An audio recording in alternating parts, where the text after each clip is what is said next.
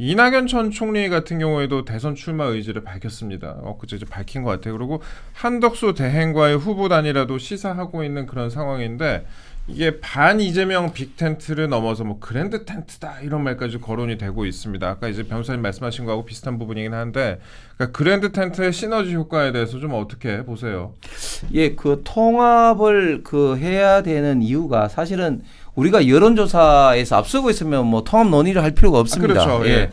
결국은 언더독 입장에서 이제 이기기 위해서는 결국 이제 판을 흔들어야 되는 거죠. 예. 이제 판을 흔드는 가장 뭐 쉬운 소재가 이제 통합인데, 근데 이 통합하는 것도 사실은 그 텐트에 가장 중요한 어떻게 보면 좀 폴대가 딱 굳건하게 서 있고, 그렇죠. 뭐 자연스럽게 이제 텐트가 이렇게 해야지 이게 뭐 빅 텐트가 되든 그랜드 텐트가 되는데 이 중앙에 있는 폴대까지도 막 흔들흔들거리게 되면 좀 전에 오 변호사 이야기한 것처럼 잡탕밥이 되는 겁니다. 그러면 우리가 통합을 하는 가장 중요한 것은 아무래도 많은 분들이 이야기한 것처럼 반명 개헌 연대라는 어떤 가장 중요한 그 이슈를 가지고 이제 가야 되는데, 이런 점에 대해서는 이낙연 전 대표 같은 경우는 또 누구보다도 굉장히 지금 현재 이제 열정이 있는 것 같고. 대장동이 여기서 시작했잖아요. 그렇습니다. 네. 제 친구 중에 한 사람이 당시에 이제 이낙연 캠프에 있었는데 네. 대장동 관련된 제보를 처음 받고 그걸 파다가 눈까지 굉장히 나빠진 직접적인 어떤 실물 본 사람도 제 친구로 당시 이야기도 많이 들었는데, 어쨌든 지금 빅텐트로 이제 가는데, 근데 조금 이런 건 있습니다. 이제 빅텐트가 성공하기 위해서는 일단 첫 번째로 우리 국민의힘이 갖고 있지 않은 어떤 정치적 좀 지형을 넓히면서 국민들의 어떻게 보면 좀 관심을 불러일으켜야 되는데, 좀 우려되는 바는 지금 한덕수 대행 같은 경우는 이미 뭐 나오는 것이 뭐 거의 기정사실화 됐고, 또 우리 후보와의 어떤 후보 단일하는 것이 기정사실화 됐기 때문에 그렇게 좀 극적인 어떤 흥미거리는 많이 지금 이제 감소되었고, 그다음에 과연 한덕수 권한대행이 와서 얼마만큼 우리 당이 없는 어떤 외형을 확장하는 데 도움이 될 것이냐. 네. 혹시 이게 뭐 그냥 뭐 당과 같은 어떤 그런 어떤 지지층으로 겹치는 것이 아니냐, 이런 우려도 상당히 있는 것이 사실입니다. 자, 이런 가운데서 그럼 우리는 어떻게 해야 될 것인가? 저는 이때 이낙연 전 대표의 역할이 중요하다 봅니다. 왜냐하면 이낙연 전 대표와 먼저 예를 들면 한덕수 권한대행과의 이런 어떤 뭐 단일화라든지 이런 식으로 해서 좀 파일을 만들면, 사실은 한덕수 이낙연의 조합이 딱 만들어지면 어떤 느낌이 국민들한테 갔느냐면 이분들이 어떻게 보면 호남의 본류네, 뭐 이런 어떤 인식을 좀 가질 수가 있지 않습니까? 뭐 그런 가운데 또 우리 그 당의 최종 후보와 후보 결정전이 되면 아무래도 좀 저는 당의 외연 확장을 넓히는 데는 좀 도움이 되겠다고 싶고, 그런데 또 반대로 생각을 해서 만약에 이낙연 전 대표가 만약에 민주당으로 가버리면 진짜 이건 진짜 골치 아파지는 거죠. 그렇기 때문에 우리는 어쨌든 빅텐트에서 반명 개헌 연대를 통해서 최대한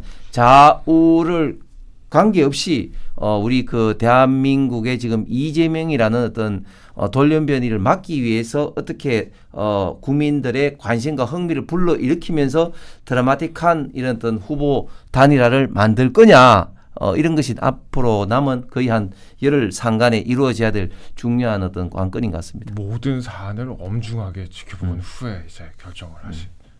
성대모사 한 건데. 이낙연. 안 비슷하죠? 그런데 이낙연 그 전 대표가 최근에 뭐 개헌 연대에 나와서 연설한 게 굉장히 화제입니다. 그 유튜브 조회수가 뭐 수백만 회 굉장히 좀 지금 조회를 받고 있을 정도로 국민들이 관심을 많이 받고 있다. 뭐 이런 어떤 상황에서 우리가 이제 그런 분들과 어떻게 잘하느냐 하는 것은 분명히 좀 좋은 요소는 될 것 같습니다. 아까 한덕수 대행 좀 말씀하셨는데, 한덕수 대행이 지금같이 어떻게 보면 보수의 파일을 나눠먹는 식이 아니라 어떤 식으로 이제 등장을 하느냐, 어떤 메시지를 갖고 등장을 하느냐, 이 부분이 이제 중요한 식으로 이제 말씀하셨습니다. 일단 한덕수 대행 측이 캠프를 곧 가동할 것이라는 그런 분석이 나옵니다. 일단 비서실장, 그러니까 손영택 비서실장하고 연설 담당관이 사직을 했습니다. 캠프 이제 마련을 한다고 하는데 보통 캠프 마련하는 거 어렵지 않잖아요. 그 탈락한 후보 거 그냥 쓰면 되잖아요.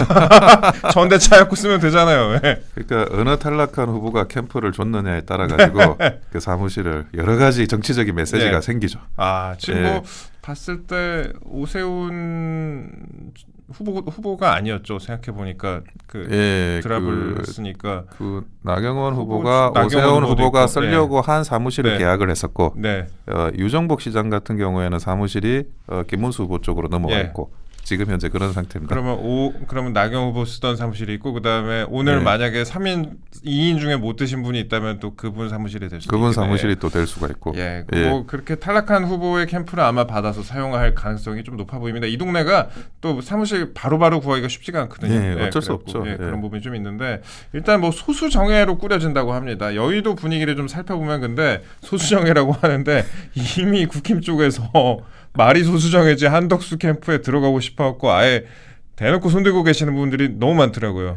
그러니까 제가 아는 분들도 예. 좀 들어가셨어요. 네, 예. 저기 뭐 그분들의 또 뭐 자유니까 예, 의사결정은 존중하고요. 그래서 그런 분 근데 이게 캠프라는 게 그렇습니다. 만약에 본 후보와 관련해 가지고 한다 그러면 이분이 나오셔 가지고 지금 국민의힘의 공식 후보와 다시 단일화를 하잖아요. 네. 그게 한 일주일에서 한 열흘 정도가 될 것 같아요. 예, 그 예. 아주 극히 짧은 시간 안에 네. 이 캠프 운영이 결정이 되고 그리고 만약에 어쨌든 한 명에 다시 거기서 승리하는 후보가 있다 그러면 네. 그 다음부터는 또 만약에 한덕수 후보가 승리한다 그러면 당의 후보로서 지원을 다시 받는 문제가 생기는 그렇죠. 거거든요. 예. 그래서 이 부분 때문에 제가 뭐 들리는 소식으로는 무소속으로 나오시지 않고 국민의힘에 입당하겠다는 그런 이야기로 전언을 듣기도 했습니다. 왜냐하면 정당이 그 보조금을 받아놓고 그렇죠. 다른 후보를 무소속 후보를 당 후보가 아닌 사람을 지지하는 게 이게 선거법 위반이에요. 그러다 보니까 과거에도 뭐 위성정당 2번 만들었지만 예. 그때도 이 위성정당을 지금 원래 정당이 지지하는 게 선거운동을 할 수가 없이 맞네요. 예. 그냥 이제 뭐 그 옷 색깔만 정도 맞추고 맞아요. 그런 식으로 진행을 해왔던 전례가 있습니다. 그걸 네. 나중에 한덕수 근한당이 나중에 입당을 하면 되는 거 아닌가요? 그게? 그러니까 어쨌든 이제 어떤 경우든 우리 당의 후보로 나서야 당이 지지할 수 있다는 거죠. 예. 그래서 그런 부분들이 지금 있는 상태라 가지고 그러면 당의 후보가 되면 그냥 그때부터는 당의 지원을 받거든요. 저 네. 당사도 뭐 공식적으로 캠프화 되는 거고 네. 모든 세팅이 이제 당 후보에 맞춘 그런 세팅이 되고 뭐 그 김문수 후보가 단일화해서 승리하면 마찬가지로 지금 있는 대합 빌딩 말고도 저기 당사를 그냥 네. 캠프화 그렇죠. 시키는 거죠. 예. 그래서 그런 문제들이 있어가지고 극히 뭐 짧은 시간 동안 써야 되니까 뭐 캠프 사무실이나 이런 게 기존에 있는 아까 우리 사회자님께서 말씀하신 것처럼 기존에 있으신 분들 탈락자분들 중에 잠시 쓰는 그런 형태가 아닐까 하는 생각은 듭니다. 일단 캠프 핵심 기조가 경제와 통합, 뭐 안심이라고 합니다. 이거는 그러니까 지금 상황에서 이재명 후보의 차별성을 뭐 다분히 강조하려는 그런 의도로 좀 풀이가 되고 지금 많은 분들이 좀 우려하는 상황이잖아요. 뭐 경제 같은 것도 지금 관세 전쟁 같은 것도 경우에도 굉장히 그 국민들의 불안감을 좀 자극하고 있는 그런 상황이고 그다음에 뭐 통합, 안심 이런 경우에도 지금 국민들이 불안해하는 그런 심리에 대해서 어떻게 보면은 그 부분을 겨냥하고 있는 거 아닌가 그런 생각을 좀 하게 합니다. 출마 선언 메시지에 좀 관심이 쏠려요. 배려와 화합을 좀 강조했던데 어제는 출마 선언 메시지 좀 어떤 식으로 나올 것으로 보세요. 이게 단순히 그냥 나 출마합니다 이게 아니라 뭔가 좀 짠하는 부분이 있어야 기사가 좀 많이 나올 것 같은데.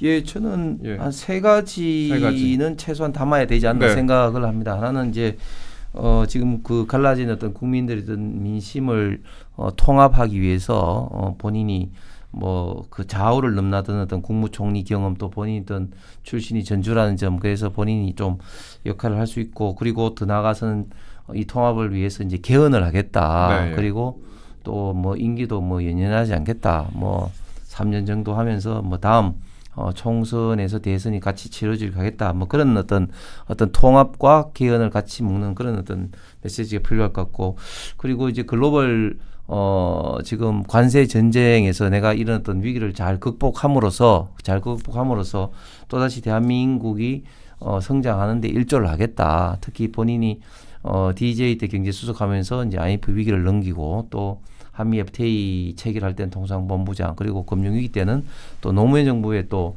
국무총리 하는 어떤 그런 경험을 최대한 좀 어필함으로써 경제 위기를 넘기고 더 나아가서는 성장 동력을 확보하는데 뭐 이렇게 역할을 하겠다 그런 점. 그리고 마지막으로는 제가 생각할 때는 본인이 겪은 민주당 네. 그리고 이재명 후보가 됐을 때는 뭐 정말 나라가 이렇게 어렵게 됐기 때문에 공직생활 55년 동안 아무리 고민을 해도 뭐 도저히 뭐 나도 이제 후보가 될지는 모르겠지만 일조를 하기 위해서 네. 이재명을 막는데 일조를 하기 위해서 이렇게 결심하게 됐다. 그런 세 가지 정도의 메시지는 최소한 담아야 되지 않을까 생각이 듭니다. 본인이 또 탄핵도 당했었잖아요. 그렇습니다. 네, 탄핵당한 얘기도 하면 어떨까 싶기도 하고 뭔가 이제 출마 명분과 동시에 대중의 시선을 확 끄는 그런 출마 선언이 필요하지 않을까 그런. 그리고 저는 네. 출마 선언 못지않게 한덕수 생에 제가 조언을 한다면 좀 이미지를 조금 생각을 좀 할 필요가 있습니다. 한덕수 권한대행이 가장 지금 약한 이미지가 좀 연세로 인해서 좀 노쇠하다 예. 그런 이미지를 좀 얻고 있지 않습니까? 예. 그래서 뭐 김문수 후보도 마찬가지지만 김문수 후보는 그래서 그게 의도했던 의도하지 않았던 턱걸이. 턱걸이 하는 걸 막 예. 올렸어요. 예. 그런데 한덕수 권한대행도 좀 트럼프를 좀 벤치마킹할 수 있다. 네. 트럼프가 나이가 많아도 사실 트럼프가 노쇠하다는 이미지는 많이 안 들잖아요. 그렇죠. 그렇기 때문에 출마 선언할 때 좀 이재명 좀 욕도 하면서 강한 어떤 그런 어떤 좀 예. 에너제틱한 어떤 예. 이미지 연출도 굉장히 좀 중요할 것 같습니다. 에너제틱한 그런 이미지 연출. 저도 그 부분에 대해서 좀 공감을 많이 합니다. 네, 그렇게 좀 말씀드렸고 그리고 지금 한덕수 대행에 대한 출마 반대 여론도 좀 만만치가 않아요. 이걸 아우를 만한 그런 부분이 좀 필요할 것 같은데 어떻게 이 반대 여론에 대해서는 조금 누그러뜨릴 수가 있을까요? 근데 뭐 경쟁 후보들 입장에서 예. 출마를 반대하는 그런 건 전략적으로 뭐 어쩔 수 없었던 것 같아요. 무슨 네. 말이냐면 그 한덕수 후보가 수면 위로 올라오면서 이 지금 국민의힘의 현재 경선이 이브리그화되면서 이 변수가 사라지는 거예요. 예, 예. 이 관심이 집중이 돼야 그 관심이라는 게 어떤 그 우리 그 에너지를 주입을 하는 거거든요. 그래서 그러면 이제 열로 튀고 절로 튀기도 하는데 이게 관심이 빠져버리니까 이게 그 이 본 경선이라고 하는데 이게 예선 경선화되면서 관심은 줄어들고 그렇죠.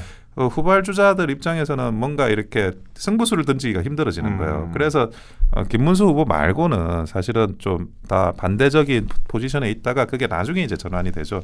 근데 제가 뭐 그 한덕수 권한대행이 오셔가지고 어떤 일성을 할지 굉장히 궁금해요. 그러니까 이게 전략은 뭐 디테일할 수 있지만 크게는 두 가지거든요. 두 가지. 하나는 부자 몸조심이냐, 아, 아니면 역전 한방 일발의 그런 화끈한 승부냐. 예. 그거 두 가지 중에 하나를 선택해야 되는데 만약에 본인이 이제 나는 1등 주자라고 생각해서 부자 몸조심으로 가다 보면 메시지가 밋밋하게 나와요. 예. 뭐 들었는데 뭔 말했는지 잘 모르겠고 하나만한 이야기 예를 들어 예. 뭐 밥을 안 먹으면 배가 고프지. 예. 잠을 안 자면 졸리지. 예. 이런 이야기가 나오는 건데 1등 주자는 그렇게 해도 돼요. 그게 뭐 굉장히 센세이션 안 해도 되는데 그러면 본인이 생각해서 1등 주자 같은 이야기를 할지 예. 아니면 내가 그 선거기가 또 짧고 뭐 하나 좀 이게 팡하고 터트려야 되니까 내가 뭐라도 센세이션하게 좀 진행을 시킬지. 근데 그러면 어떤 생각이면 노이즈가 생기면서 이게 또 그게 맞냐 안 맞냐라는 토론이 생기고 반대파가 생겨요. 그렇죠. 예, 그러니까 지금 극히 짧은 이 시간, 뭐 일주일에서 한 열흘 정도가 되는 이 시간에서 어떤 처음 일성을 할 거냐. 그게 뭐 김문수 캠프의 뭐 관계자라서가 아니라 네. 그냥 같은 뭐 동종업계로서 예. 그게 굉장히 궁금한 거예요. 어떻게 예. 가지 저분이? 예. 예, 그러니까 만약에 이 밋밋하게 나간다, 뭐 개헌 이야기 뭐 100번 더 나왔어요. 그렇죠. 뭐 경제 예. 살려야지, 경제 죽이겠다는 후보가 누가 있습니까? 그러니까 한미 동맹 강화해야지. 한미 동맹 보수 후보 다 강화하겠다고 하죠. 그러니까 본인의 차별화가 뭐냐, 이 부분을 어느 포인트로 잡고 있을지가 저는 굉장히 좀 관심을 두고 있습니다. 차별화가 좀 중요할 것 같다 말씀하셨습니다. 저도 그 부분에 대해서 공감을 좀 하고 있습니다. 연설문을 담당했던 비서관도 사의를 표했다고 하는데 이분이 역대 대통령 연설문을 담당했던 베테랑이라고 하더라고요. 이분이 아마 메시지를 담당하지 않을까 싶은데 말씀하신 부분을 쫙 다 좀 담아야 그래야 좀 대중의 관심을 많이 받지 않을까 그런 생각을 좀 해봅니다. 저희가 마지막으로 이재명 후보 얘기도 조금 해봐야 될 것 같아요. 이게 이재명 후보가 어제 현충원을 찾았습니다. 그래서 이승만 박정희 전 대통령 묘역하고 그다음에 박태준 전 총리 묘역도 참배를 했습니다. 이거는 다분히 뭐 일각에서는 뭐 쇼하는 거 아니냐 이렇게 물론 보는 분들 많이 계시고 그 시각도 상당히 뭐 맞는 시각인 것 같긴 하지만 이건 다분히 이제 보수층을 겨냥한 이런 외연 확장으로 보이게 하는 그런 의도 같습니다. 이거 좀 어떻게 보셨어요? 그 의원이 보시기에는 이게 근데 갔던 거에 대해서 그러니까 이런 이승만 박정희 전 대통령 보수 전 대통령을 참배한 거에 대해서 욕할 수는 또 없는 상황 아니에요 보수층에서는. 그렇죠. 예. 이게 뭐 쇼다. 예. 이게 이재명의 어떤 진정성이 있겠느냐 예. 이렇게 말을 이제 합니다. 물론 진정성이 없죠. 이재명 후보가 그동안 그 이승만 대통령 전 대통령과 박정희 전 대통령에 대해서 얼마나 비판을 했습니까? 네. 뭐 박정희 전 대통령에 대해서 비판을 하면서 특히 정말 정치인으로서는 하지 말아야 될 여러 가지 이야기죠. 특히 뭐 제 기억에 남는 것은 박정희 전 대통령이 경상도만 집중적으로 투자를 하고 전라도를 투자하지 않았기 때문에 이런 식으로 전라도 못 살고 있다. 이런 식으로 지역 감정을 조장하는 말을 뭐 대놓고 했지 않습니까? 그리고 뭐 이승만 전 대통령 대해서도 미 점령군과 뭐 합작을 해서 뭐 친일 정권 어쩌고저쩌고 하면서 굉장히 비판을 많이 했는데 그런 것들을 사과하지 않고 네. 전 대통령에 대한 어떤 묘소를 참배한 것은 정말 진정성이 없고 쇼라고 이제 이야기를 하지만 그러나 그럼에도 불구하고 또 국민들은 이재명 후보가 국민 통합에 대해서 신경을 쓰네. 특히 또 박태준 또 그 전 회장에 대해서 또 한 것을 그만큼 또 산업 포스코를 이끄는 어떤 그런 또 상징적인 그렇죠. 인사에 대해서 예. 찾아가네. 뭐 이런 어떤 이야기 내지는 이미지를 또 심어줄 수가 있는 것이죠. 그다음에 또 뭐 또 어떤 이야기했습니까? 또 반도체 특별법 하면서 뭐 이야기했는데 그렇기 때문에 우리 그 당이나 뭐 저 같은 사람도 계속해서 이야기한 게 좀 더 정확하게 지금 현재 이재명 후보의 지금 현재 어떤 공약이라든지 정책이라든지 이런 점에 대해서 국민들에게 좀 더 실질적이고 합리적으로 비판을 계속해서 할 수밖에 없다. 예를 들면 이런 겁니다. 반도체 특별법을 이야기를 하면서 어떤 이야기를 했느냐? 아니 뭐 세제 혜택하고 뭐 인력 양성 뭐 이런 걸 하는데 뭐 그건 또 좋다 이거예요. 네. 근데 또 어떤 이야기를 하냐면은 아리백을 해서 뭐 한다. 에너지 뭐 어떻게 한다 이거. 아니 지금 기존에 지금 원전을 가지고도 지금 손전 배설로가 없어가지고 송전 배설로가 없어서 지금 현재 그 SK 하이닉스 등등이 그 용인의 반도체 클러스터를 투자하겠다고 했는데 아직까지 착공도 못 하고 있어요. 그럼에도 불구하고 지금 현재 아리백으로 한다?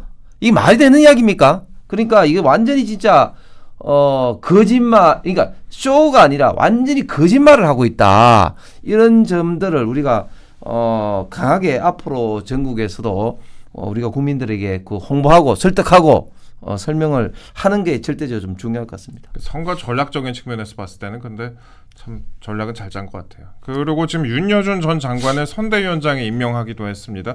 일부 언론 뭐 특히 좌파 언론에서는 이걸 두고 보수의 책사를 임명했다 이게 대대적으로 보도를 하더라고요. 이분이 뭐 과연 앞으로도 딱히 중요한 역할에 맡겠냐 하는 그런 시각이 있긴 한데 그래도 이런 시도 자체는 외관상으로 전략적으로 좀 효과가 있어 보일 것 같기도 합니다. 또 그런 상황에서 민주당의 김상국 의원 영입 시도하고 있다 이런 보도도 있었습니다. 이거에 대해서 어떻게 보세요? 김상국 의원을 좀 갔으면 좋겠는데 제발 좀 모셔가든 끌고 가든 예. 어떻게든 뭐 갔으면 하는 생각이 들고요. 오노일 전 의원도 뭐 그걸 저는 솔직히 잘 모르겠어요. 그분. 잘 모르겠어요. 근데 그 윤여준 책사는 그래도 언론에 몇 번 나오셨는데 예.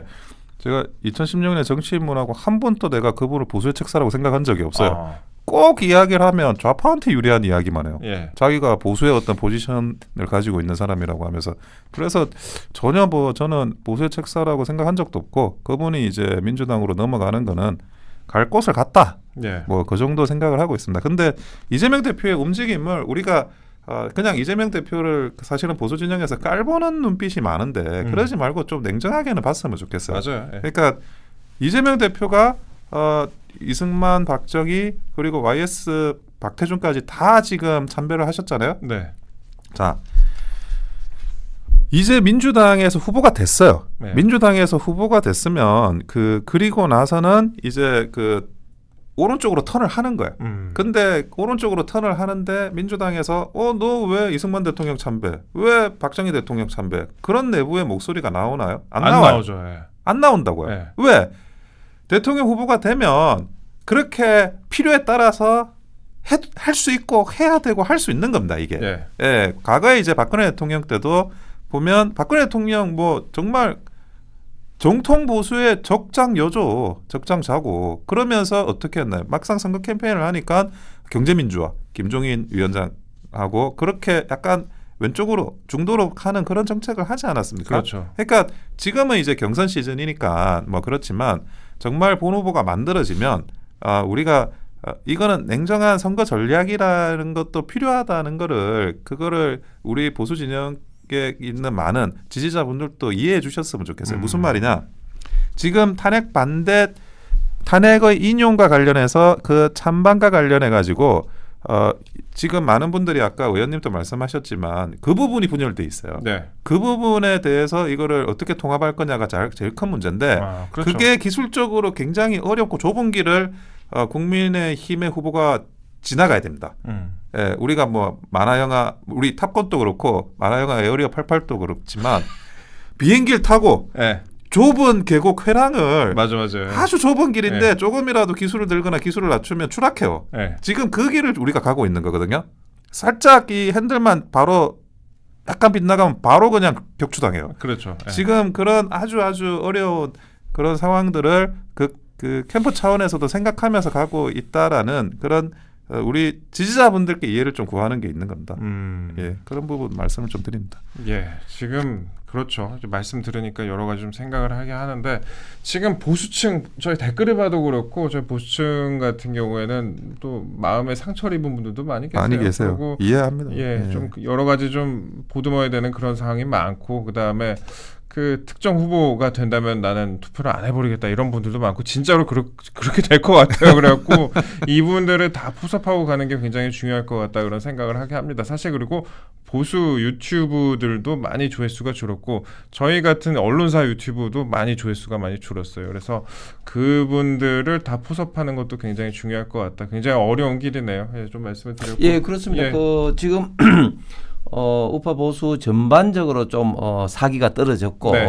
그런 여파로 여론조사에서도 사실은 그 이재명 후보가 압도적으로 지금 앞서가고 있습니다. 그런데 네. 우리가 지금 해야 될 일은 그럼에도 불구하고 이재명 후보가 대통령이 됐을 때 어떤 대한민국을 상상을 한다면 저는 다는컨대 좌파 독재 포퓰리즘 정부가 탄생할 거다. 그래서 독재를 하기 위해서 어떤 그 무자비한 정치 보복을 할 겁니다. 그런데 이제 뭐 정치 보복은 안 한다 그랬으니까 정치 보복이란 말 대신에 내란 종식이다. 뭐 그렇게 뭐 하죠. 이런 예. 식으로 해서 하겠죠. 그러면 단순하게 국민의힘 관계자들만 할 거냐 그게 아니라 또 뭐 언론 어떤 기관들 상대로 그리고 우파 보수 유튜브라든지 심지어 카톡 검열이 일상화된다는 게 막연한 어떤 공포가 아닐 겁니다. 앞으로 그렇게 될 건데 대표적으로 이런 정책을 지금 미디어 파트에서 하고 있습니다. 예를 들면 지금 포탈에 우리가 눈만 뜨면 이제 어느 포탈에 그 어떤 언론기관이 들어갈 것인지 소위 말해 CP사라 하는데 그 그렇죠. 예. CP사에 선정을 하는 것이 뉴스제휴평가위원회 재평이라는 민간 기구 즉 네이버가 이제 그 의뢰한 민간 기구에서 하는데 그 재평의를 방통위 산하에 이제 국가기관화하려고 하고 있습니다. 그래서 완전히 이제 언론도 이제 완전히 이제 장악하겠다는 것을 지금 노골화하고 있죠.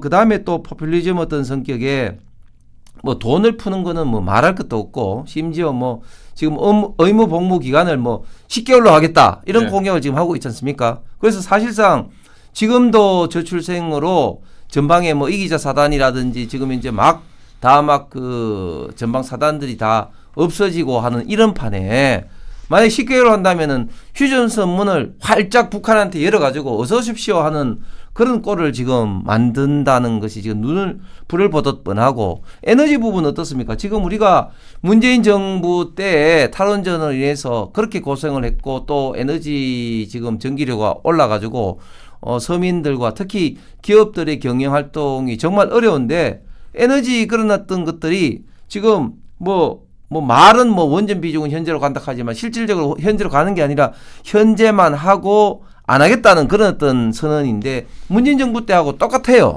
그래 되면 우리 에너지 어떤 정책도 정말 다시 한번 크게 후퇴하는 그런 꼴을 이제 볼 것 같은데 그런 우리 대한민국의 위기를 이제 우리가 인정할 것인가 그대로 바라보고만 있을 것인가 이런 어떤 부분에 대해서 남은 기간 동안 우리 국민들에게 우리 당과 지지자들 그리고 중도층에 있는 국민들에게 우리가 정말 눈물로서 효과적으로 좀 설득을 해야 된다. 그런 어떤 과정에서 이제 우리가 좀 돌아오도록 만들어야 되는데 그런 것들을 돌아오게 위해서 우리가 좀 더 관심을 일으키기 위해서 어떤 후보 단일화라든지 또 정책 어떤 토론이라든지 이런 것들을 어떻게 좀 더 효율적으로 할 것인가 한 것들을 마지막까지 고민을 좀 해야 될 타이밍인 것 같습니다.